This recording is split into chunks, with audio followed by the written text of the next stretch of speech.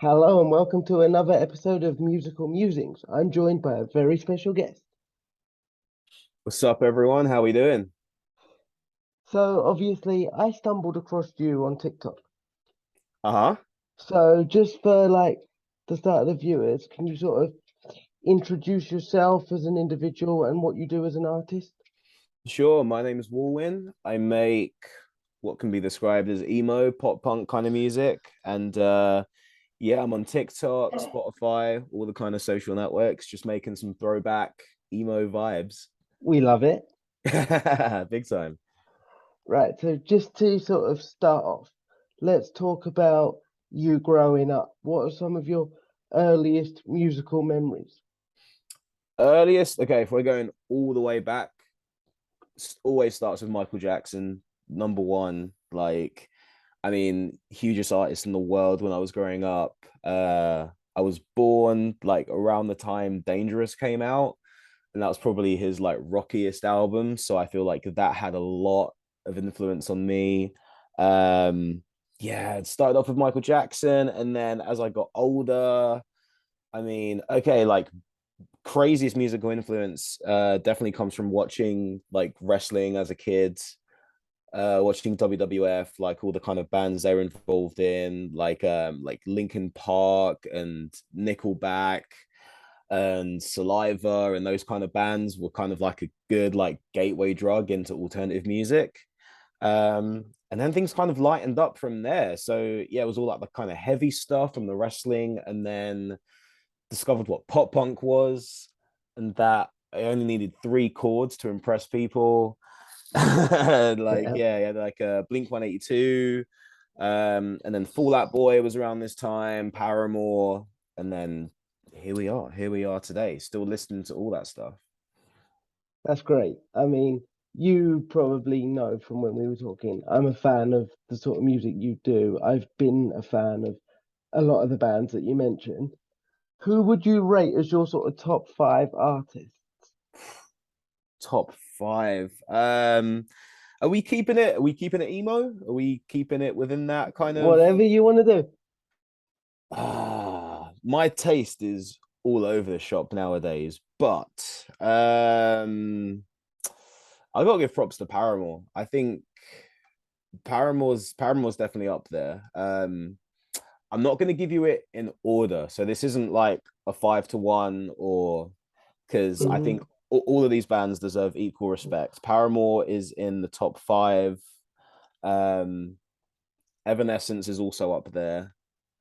They were a huge influence on me. We got to throw Linkin Park in there. That was the first album I ever bought with my own money. Was Hybrid Theory. Nice.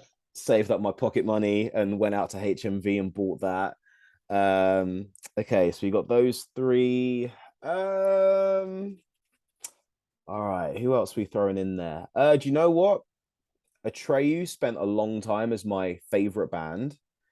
They Hmm. were undisputed favorite band for a very long time, so I need to show them respect. And just to keep it UK, I'll throw in Funeral for Friend as the fifth one because Finally, they someone mentioned them. Finally. they do not get enough respect, man. That band, like, I don't know, I don't know. None of your guests have mentioned Funeral yet. No, It's a shame. It's a shame.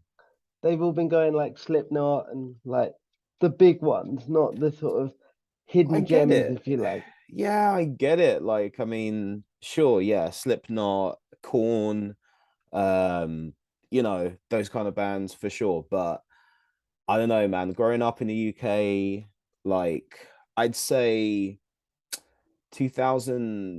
2004, 5 was like when I was first introduced properly into the emo scene. Um, Especially around here, like around like the UK, London, Essex, that kind of area. Like you Mhm. couldn't go to anywhere without hearing, Funeral for a Friend. Even do you know what? Like I'll throw Bullet in there as well. Bullet for My Valentine. Shout, yeah. Yeah, Kids in Glass Houses, The Blackout, Skin Dread, like UK alternative music was that was a good time It was for a that lit kind of era, stuff. wasn't it?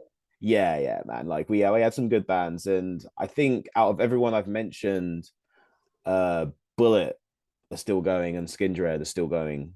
Mhm. I think a lot of those bands it just never popped off because there was a lot. There was a lot of music going on at that time. So for all of them to stick around would have been a dream. So in fact, I mean, Funeral keep on saying they're retired and then they keep coming back. So Mhm. who knows? Who knows? There could be there could be some recordings in there Yep. that might surface at some point. But I'm just grateful for that time. I'm grateful for that Mhm. time.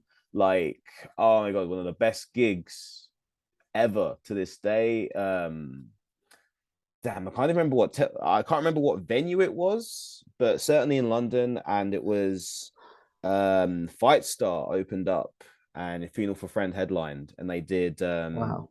Casually Dressed and Hours, Casually Dressed in Deep Conversation and Hours, both albums in full, and it Wow. was amazing show. And then Charlie Simpson joined Funeral for Friend on stage for All the Rage, and well, I'm now going to be going to look at that. You know that, right? oh, dude, there's, I mean, see, this is the thing. This is 2005, 6. Hmm. So the phone footage from the crowd isn't great. I mean, this is There must pre be something. There iPhone. must be something This is pre iPhone, pre GoPro. back in So the day. yeah, man. So I mean, I definitely took a video of that on like whatever I had like a Nokia slide phone or something at the Yeah. time. So I mean, it's not going to be great, but there's definitely some footage out there of this. Hmm. So obviously, you've just mentioned one of my personal favorite artists and individuals there. So before we move on to your career, would you say Charlie Simpson had a big impact on you as an artist and Oh, as an individual? hell yeah. I mean, I don't know how much you've researched of me, but like I got the opportunity to do some work with Charlie a few years ago. Um, and that was like the only time I've really been starstruck. And it was like for a split second. It was for a Hmm. split like kind of walked in the room and I was like, oh fuck, it's Charlie Simpson. And I was like, okay, no, we're here to do a job. And then Yeah. kind of like snapped into it. Am I allowed to swear, by the way? I didn't ask. Yeah. Just go for it. Okay, cool. All right, sweet. Mhm. Um, yeah, we did some writing, and I was playing guitar for Emma Blackery on the Busted tour, when they first got back together. No way. I actually went to that tour. No way, which show did you go to? Where did I go? Pigs Can Fly, Bournemouth. Bournemouth? Yeah, that was a good day. That was a very That good popped day. off. Yeah, man, that was a good show. And weirdly, that was like this is the weird thing. That was one of the smaller shows. Like that was one of the smaller shows we did because it was like a whole arena tour. And I actually like there's we say this in the vlog, like in the vlog we did about it, about how you just get so desensitized. So the opening night was Wembley Arena. That was the very first gig, and we were just shitting ourselves, like freaking out and just so nervous. And then after that, it was just like, what is it tonight? Bournemouth, 8,000 people. Whatever. It's fine. It's okay. Like after like a week of these shows, your like arena tours are a whole different beast. You're in such a continuous cycle, and it's kind of it's kind of less it's I'd say it's less stressful than once you get into the routine, it's less stressful than doing um say like your academy shows or like O2 academies, that kind of thing. Because you've got there's the same crew that build the same stage. And like I never realized this, like before doing an arena tour, like most arenas don't have a stage. It's like a blank canvas. So the same stage we played on at Wembley, they pack it down, put it in the van, and then take it to Bournemouth. So every day I'm stepping onto the same stage, I'm speaking to the same sound engineer, same lighting guys, everything. It feels the only I mean, the main difference is venues like Bournemouth and I think Cardiff as well was a bit different, where it was just a huge room, but it wasn't an arena, so it didn't have like the tiered seats. Hmm. That was honestly the only way that you could tell that you were somewhere different, is that the crowd would look kind of different. But most nights you look out to the crowd and it's just like a sea of people and it's like all the same. But no, that was an amazing time. Yeah, that year, yeah, I like did some writing with Charlie beforehand, and then we did the tour for a while. And mate, it was awesome. He's incredible. Like I mean, I was a huge Busted fan growing up. Um, and then was obsessed with Fight Star, like majorly. Loved his solo stuff. We got to work on. I'm trying to remember the name of the track. It's Little Hands. Hmm. Little Hands helped out on that recording, and just everything, literally every like part of his career. I'm just like, it all slaps. His voice is incredible. He's a sick drummer, like crazy guitarist. He does like the most brutal screams, but then he has like a voice suited for folk music as well. So it's very yeah, having Charlie to look up to was very, very cool. Just because he's been able just to adapt just to Hmm. so many different styles. And yeah, I'm someone that I listen to everything, every single genre. You will have a field day going through my Spotify. It's just every different type of vibe. And I feel like when you can make every kind of music that you're into, then you're having a great time as well. There's so Hmm. many genres that I love that I've tried to do and they've not gone well. And so yeah, for someone that can do a bunch of stuff, like to be able to have a decent career as a folk artist, but also you're in fucking metal, like post-hardcore band, and also you're in like the UK's biggest like boy band. That's fun. That's a He's fun not time. gonna like you saying boy band, is he? I mean, it's undisputed, right? They're a boy band. It's like, I I don't know. mean, I don't class them as a boy band personally, and I know that was a very contentious topic Sure, it was a because very, boy yeah, bands don't play instruments. but don't they? A McFly a boy band? You see, this is very. We're getting into that area now, aren't we? So let's just do this just for the viewers. Would you class All right. McFly as a boy band? I would personally, I would class McFly as a boy band. I would class Busted as a boy band. Jonas Brothers are a boy band. Hmm. Um, I mean, okay, Backstreet Boys are clearly a boy band. I mean, does it make them any less talented? But because they don't play instruments. But I mean, bro, have you seen those guys dance? I mean, Like, fair point. Yeah, yeah. it's wild. So I actually, again, I mean, this comes from like growing up in the 90s. I was surrounded by NSYNC, Backstreet Boys, 98 Degrees, all this kind of stuff. And you're just kind of Hmm. like so desensitized to it. Um, until I was at the Jingle Bell Ball that Capital FM do. And I managed to blag my way like right up to the front. Sweet. Like, and I saw who's it? Jason Derulo came on. Um, and I've never been like a huge fan. He's got a few bops, but I was just kind of like, I was just waiting for Lady Gaga. That was all I cared about this day. I was like, I Hmm. am like 5 meters away from where Lady Gaga is gonna be. So this is all I care about. But Jason Derulo came on, and dude, like when you see elite level dancing up that close, I had such an appreciation for, and he was singing live as well. Like it was undisputed. He was singing live and doing the gnarliest dance moves, and there's pyro going on. And if you've ever been up close to a Hmm. performance that has pyro, like you feel that heat like as soon as it comes up. And I was like, okay, that to me that gives a completely different, it's a completely different appreciation for what the more like pop manufactured artists do. Because sure, yeah, playing guitar is hard, and playing drums and trying to sing as well is hard, and playing all your instruments and writing all your own songs. But when you can put together a dance routine while there's like screaming people going off at you and confetti and fireworks and all this, and like it's a whole different operation altogether. So Hmm. that's why I don't, when someone says, "Oh, you make pop music, you make you're a boy band or whatever," I don't see that as a derogatory term. Hmm. It comes from a humble place. It comes from a very respectful place when I say, when I call Busted a boy band. Just by definition, just by the music they're making, they were boys, they were manufactured, they were put together. It's on paper, it's a boy band. They're sort of verging into soft pop punk, aren't they, at times?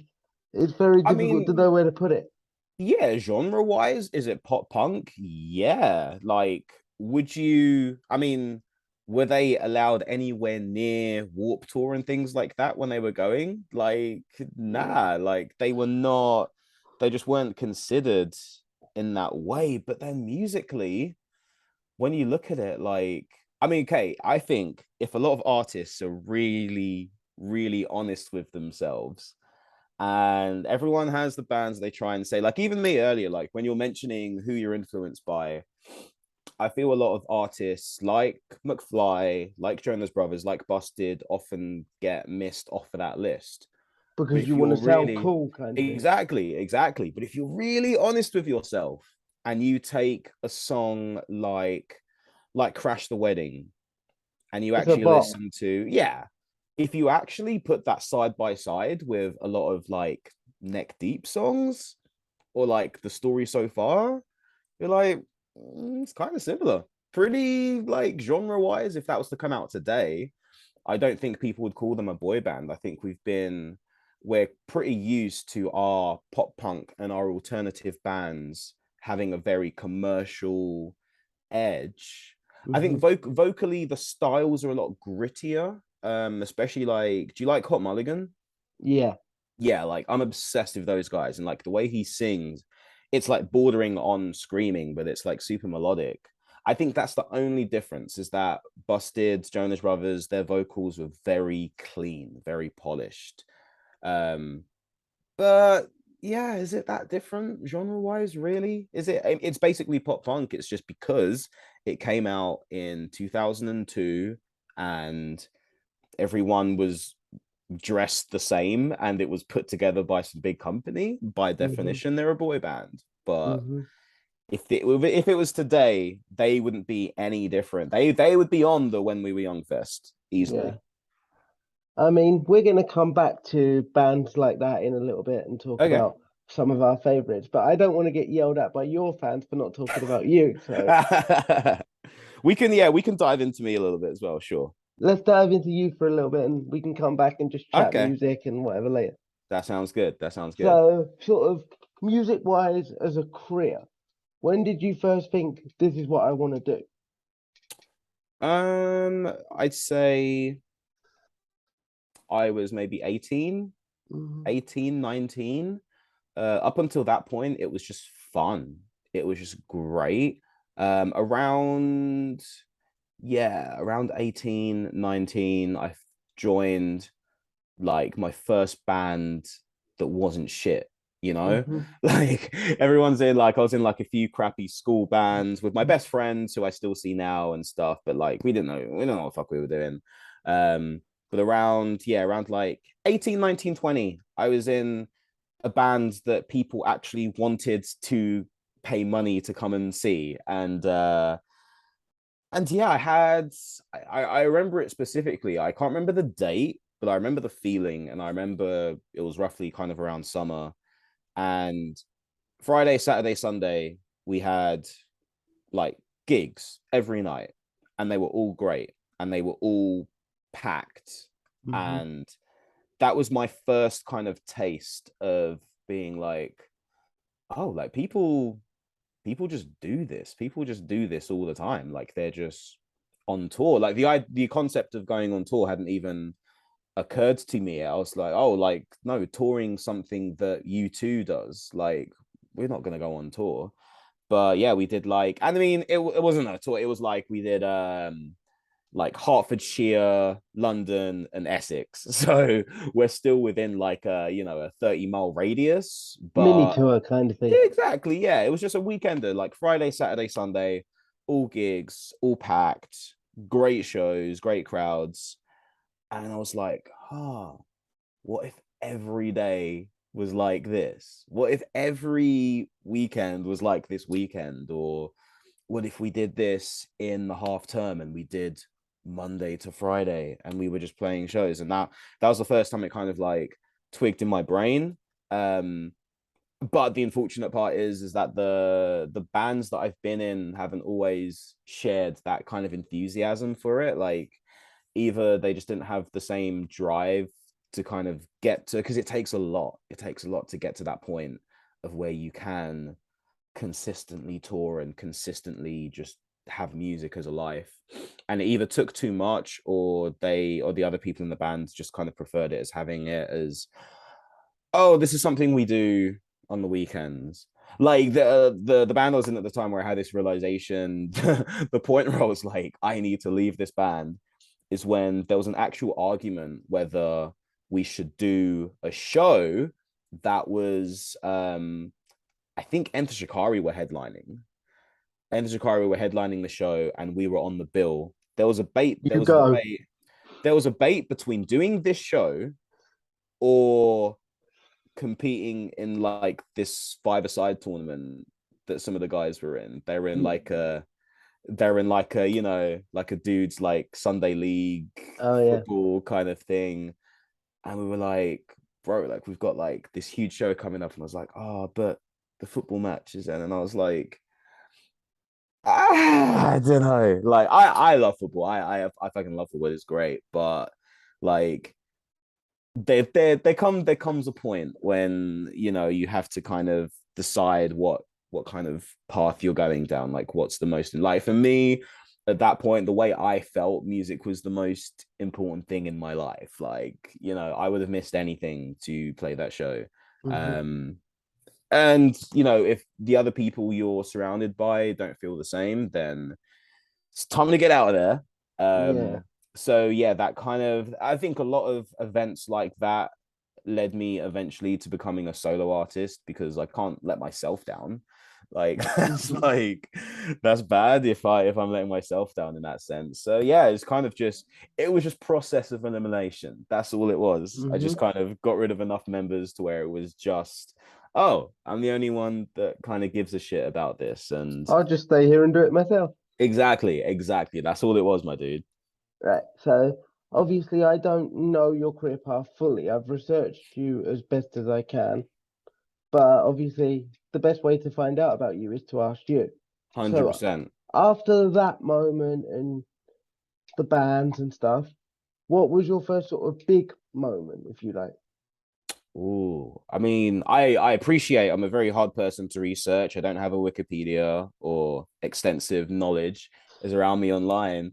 So appreciate you asking. Okay, so this was, I mean, damn, like a big, oh, okay, big moment. Yeah. Clearly, biggest one would have been, so this same band, we were called This Part Is Us. I think our stuff is still up online and everyone can check it out. Like, it's still music I'm really proud of. So I was still in This Part Is Us when I wrote a song called All For You.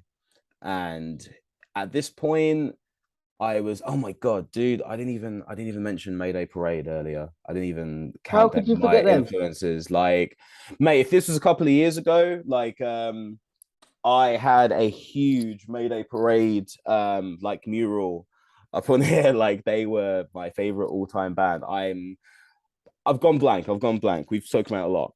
But anyway, at this point, this was like fully in my Mayday Parade fandom, and I was basically like a Mayday Parade tribute act. And like Go Radio, Jason Lancaster, that kind of stuff. That's not a bad So, thing. oh man, it was great. It was, I wrote that way for a long time, and so I wrote this song, All For You. It's like a piano driven rock ballad, super catchy. and I sent it over to a guy called Matt O'Grady, who amazing UK producer. He done like all the best Yumi at Six albums, the old Death Havana stuff, Architects. Like he was someone like I super looked up to in terms of like his production and his sound engineering and stuff. And I literally just sent it to him for advice because I just recorded it right here in this room. And it was the mixing. I was like, it doesn't sound like Melee Parade, basically. And I was like, hey man, just check it out. Any tips you can give? And he was like, I love this song. Like, please, like, just come to the studio and let's like work on this track. Like, I really want to make this. Like, and I was like, crap. And I was 20 at the time. So I'm like in the middle of uni. I'm like just living off student loan. And like one of the biggest producers in the UK like wanted me to come to the studio, but it wasn't going to be free. So I was like scraping together like anything I could to just make this session happen, just because like I felt like the track needed it. Like I could have just said no or whatever, but I was like, I really believed in this song, and I'm so happy I did because so I sent it off to BBC Introducing, which for anyone not within the UK, obviously the BBC is our biggest station, but they have like this introducing system where anyone and everyone that's in the UK can send them their stuff and they'll play it. If it's good, they'll play it on their local radio. If it's really good, it gets cherry picked to be on Radio One and like the national kind of like stations and stuff. Mm-hmm. And we had this conversation when I was at the studio in Hertfordshire. The producer, shout out to Kelly Betts, amazing girl. She's always supported like all my music. She's phenomenal. Um, After I did the local session, they were like, "Oh, hey, by the way, Radio One has started taking on like some of our like the best local tracks." So I submitted your one. Like you never know, and I literally remember like I was almost kind of like walking out the door at this point. Like I was literally on my way home, and it was just like a spur of the moment, just oh yeah, by the way, kind of thing. And I was just like, oh yeah, cool. Like whatever. Like not thinking anything of it. Next thing I know, there's an email just kind of sitting in my inbox that I'd been ignoring. And it's like, hey, by the way, your track has been selected to be on Radio One, and we're playing it on this, and this. And it was like all the top DJs, like Fern Cotton at the time, and Greg James. And I've got a screenshot of because they have like pictures of all the tracks that they play, like in the order and stuff when Mm-hmm. it's live on the radio, and it's like me sandwiched between Ed Sheeran and Taylor Swift. I mean, Like that's not a bad sandwich, is it? right. So that as a moment that kind of kicked it off for me. Like the growth was insane. Like it was from like Twitter followers exploded, Facebook page exploded, just everything. Like I can't even tell you how much the streams just like blew up from that. And it just launched everything. It kind of just launched. I mean, suddenly I was just kind of on everyone's radar. It just really felt like just like a big rocket launch kind of. So like I'm very thankful to BBC for that because they they just believed in it. They just really liked the song. And I read an article on how they select the songs because without like drawing back the curtain too much, there's a lot like radio pluggers and that whole industry. It's sketchy. There's something, I don't know, there's something weird going on there. I don't know. Like Mm-hmm. you basically you basically have to pay a lot of money to get good rotation on the radio. So BBC introducing is kind of like a nice little Segway. little like gateway around that. And it's super legit. It's super just all the executives in a big room. I mean, this is where the article describes it.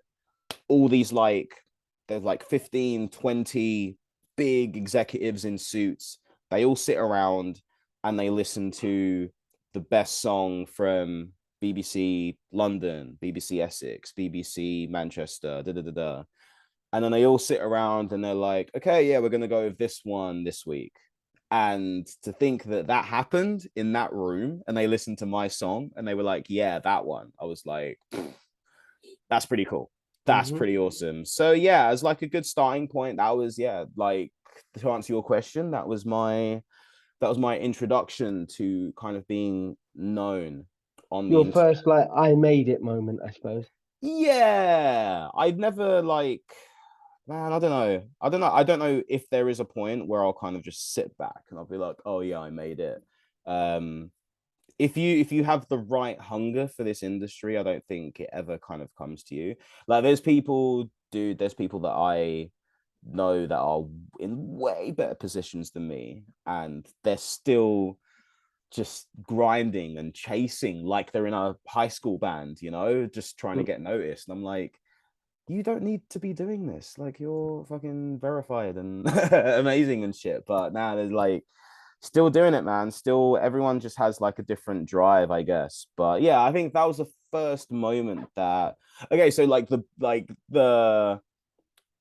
probably like the funniest thing to come from that.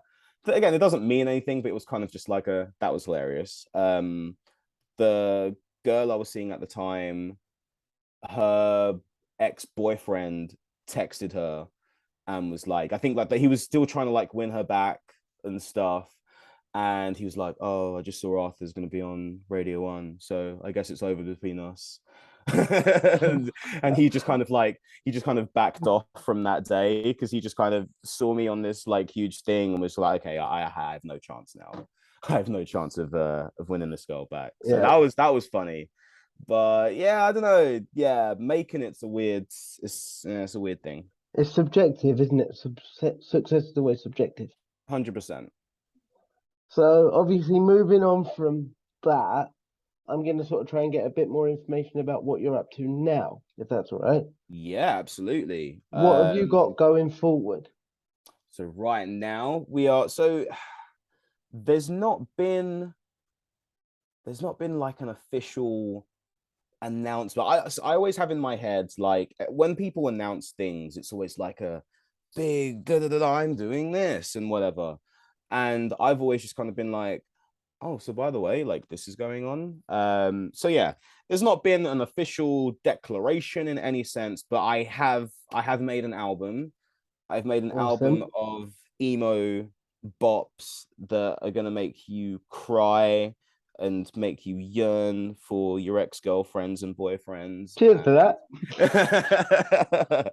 it's gonna be yeah, it's gonna be a fun ride. It's like this I actually I can't even begin to tell you how stoked I am on these songs. So like yeah, we put out Thorns last month. Um and it's probably like that's I mean, as far as songs that I've released to this day, it's my favorite song that I've ever written. Sonically, lyrically, everything. I loved making the video. I loved like even just mixing it. I loved it. Um, and now, like I was speaking with my label as we were getting ready to release it, and Tom, the CEO of Antifragile, was like, "Yeah, I think this is going to be your biggest track." Because before this, so again, I mentioned my love for Charlie Simpson, being able to genre flip a lot. So I describe myself as an emo artist. When I meet people, I'm like, hey, if you like emo shit, rock, alternative, check me out. For the Mhm. past 3 years, my biggest streaming song has been an EDM track. Nice.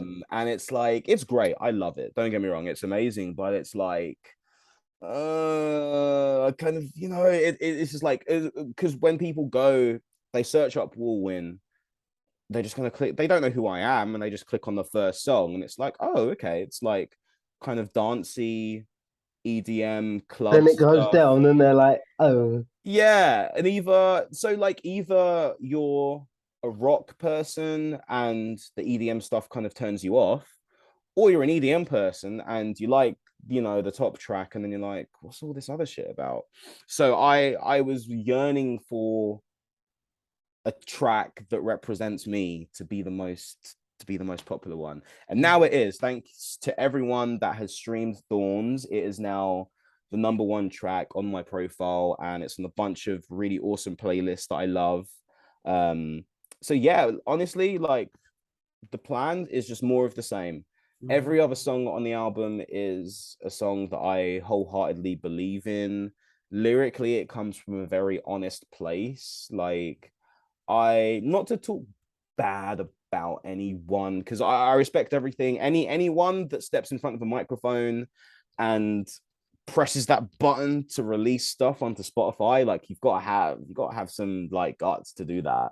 But there's I feel like pop punk has a bit of a bad name because there's dudes that are like 35 still singing about we were in high school, and it's like, come on, like you're not 17. So it's kind of trying to navigate bringing that into 2022 and being like, I'm 32 years old. I've experienced things that aren't really spoken about in pop punk songs. And it's just kind of trying to marry the two and just talk about like real grown ass man shit and just adult shit. Yeah, But sonically, it's gonna sound like the stuff we grew up on, and yeah. it's gonna sound like this teeny bopper like high school music. But yeah, I think lyrically was where I can just let things loose and just be Hmm. super honest, you know. Now I'm going to be that sort of interviewer that everyone hates now as a guest. I'm going to try and press you and see what else you can tell me. I'll tell you, dude. I'll tell you anything you like, man. I'm I super don't know if honest. there's stuff you can't say about the album, stuff you can say or whatever, but what is the title of the album? Oh, okay. Can I give? No, actually, do you know what? I can probably give that away. So the album title is Déchu, and Mm. that means fallen in French. Ooh. And there was a point this summer where I was working a day job. I was working an office job whilst also trying to do this and everything else I'm doing in my life. And I've always had this metaphor of like a safety net. Hmm. And I kind of just looked at myself and I thought, things aren't going like as well as they can be in my music. And I think that's because I do have this safety net. So fuck it, let's fall. Let's fall, no safety net, and see where the fuck we land. And I feel like a lot of this year has been me just kind of diving into things with no safety net. So Deshu just felt like a very appropriate title to kind of go with. And it's a kind of tip of the hat to Fallen, my favorite album by Evanescence. Because that was like a huge I think that was my first no skips album. Like every single song on that album is just like mwah. So yeah, that's the title, and that is the recurring theme throughout the album is just like I said, it's just grown man shit. Hmm. Just like making that leap of being like, oh, okay, I have a sustainable job, but I kind of need to fuck myself up a bit to Get where I want to be. exactly. So the next question I'm going to ask you is a little bit deeper. Okay. What's your favorite lyric individually on the album? Oh, damn. Ooh, that's a very good question. Do you know what? I'm gonna cheat for a second and I'm just gonna look at the track listing and see like I literally like the laptop that we are talking on right now is the same exact laptop that I have been producing the whole album on. Um okay. Um uh Respectfully, I'm gonna decline to answer this question. Just Ooh. it's just there's a line that I've written, and honestly, I wrote because I just wrote because you for you as a fan, I want you when the album comes out. I think I please just message me, send me an email, whatever, and just tell me if you know the line. Tell me if you know the line that you think it is Yeah, I just will do. because like because I've sent it to a few I have like a very close, very, very close circle of like 3 or 4 people that whenever I do a new mix, I'll just send it to them, get their first Hmm. opinion. Um, and this dude, and just no context. I literally, so I sent everyone a text and I said, get ready to have your fucking heart broken, and just sent the link to the track. And Hmm. everyone's come back to me like about this line, and they were like, okay. I Um, will message you, dude. You know that we're gonna stay in please, touch now because we like the same mate, sort of music anyway. mate, absolutely, absolutely. When it comes out, let me know if we're thinking of the same line.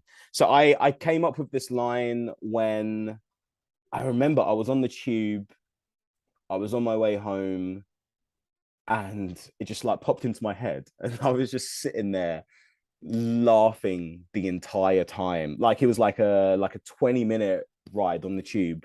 And I must have just looked like a crazy person because I was just sitting there just like chuckling to myself, like, you can't say that in a song. But I have, and there we are.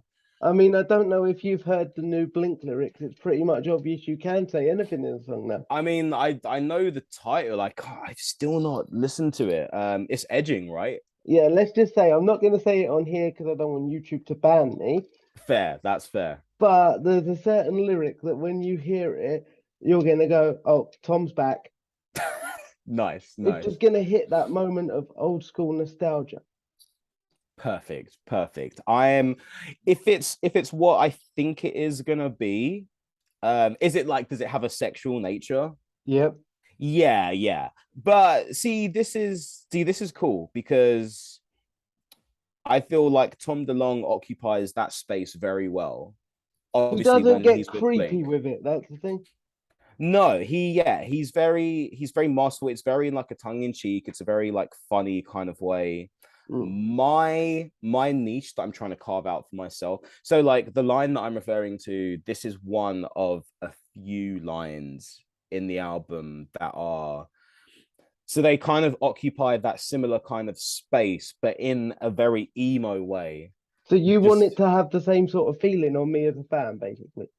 That where it's kinda. instantly recognizable, that sort of thing. Oh yeah, yeah. When you hear it, you're like, oh, okay, fuck. But it's less in a less comedic way than Blink 182 would do. I love this. This Yeah, sounds good. it's gonna be good. It's gonna be good. So, on the subject of just you and music, before we go back to just having a general chat about people you've worked with and stuff, when can people see you do a show if they want to? Oh,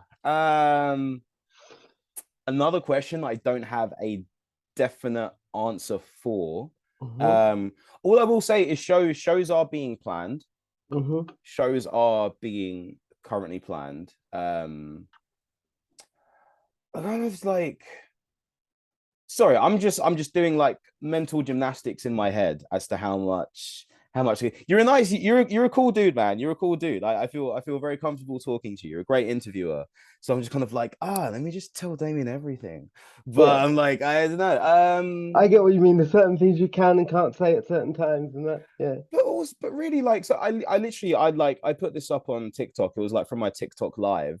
And I fully leaked like one of my songs. I just like played one of my songs to everyone on TikTok live because I was like, really, like, I'm not like, yeah, this isn't, we're not talking about, you know, the next Blink 182 album. It's not super under wraps. Like no one really cares. And I guess the more I do leak things and talk about things, it does kind of generate an interest. So I'm like less precious about stuff. And also, no one's actually told me that I can't say these things. So it's just me just trying to protect the business a little bit and like, but and also like I feel like if it doesn't happen, then it's kind of like I don't want to get people's hopes up. Hmm. And I Um, suppose being interviewed by a fan, you sort of know that it would disappoint a fan if it doesn't happen. yeah, yeah. Like where are you based out of interest? Brighton. Oh, you're Brighton. Oh man, so funny fun fact. Actually, shit, I don't even think no. Even on the Busted tour, I don't think we did a Brighton date. So I don't think I've ever played in Brighton before. You know But what needs to happen. I know, mate. It's one of my dreams. Like the amount of time I've spent in Brighton, it's one of my favorite places. I was considering moving there at one point because I just had the best time in Brighton Don't ever. bother. See, that's what everyone that's already there says. When people is like, "Oh, I want to move to London," I'm like, "No, don't You do see, that's that. what I want to do. Nah, don't do that. Don't do that. No, it's just as expensive, and you won't have the beach anymore. Yeah, the beach is overrated. It is, especially Brighton Beach. I'm not gonna lie, but yeah, I don't know. But sorry to go back to your question. Okay, without giving too much away, there are there are three shows that I have bookmarked in three different cities, um, and they are actually three different cities, three different countries as well. Um, but they're all kind of okay. One is definitely confirmed, and I've seen the paperwork for it, but the announcement's just not gone out yet.